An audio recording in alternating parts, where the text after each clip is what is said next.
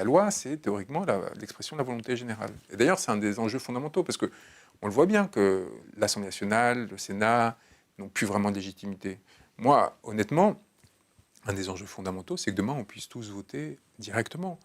Le modèle suisse avec des référendums sur des sujets divers et variés à l'initiative des citoyens eux-mêmes. Pas en attendant que le grand maître, à un moment donné, décide de nous rendre comme des petites miettes la parole. Non, notre capacité, nous, à décider un moment d'intervenir sur un sujet.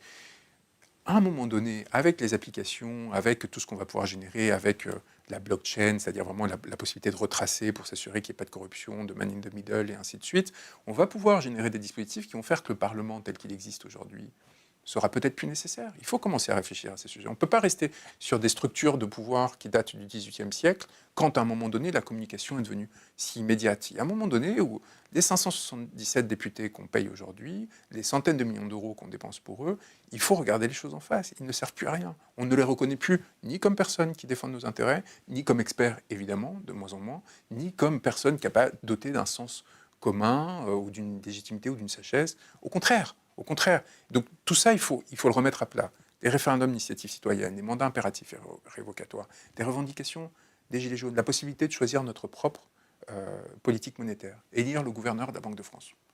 C'est quelque chose de très simple, c'est qu'on ait une campagne avec des gens qui vont proposer des politiques monétaires différentes. Et c'est à nous, et pas à des gens dans des comités, je ne sais pas quoi, de décider. Non, non, à nous de décider si on veut plus ou moins d'inflation, si on veut plus ou moins... Vous voyez, ces facteurs-là sont fondamentaux. Rendre la parole au peuple. Permettre au peuple de décider directement. C'est aussi simple que ça. Avoir des défenseurs des droits, faire élire les magistrats.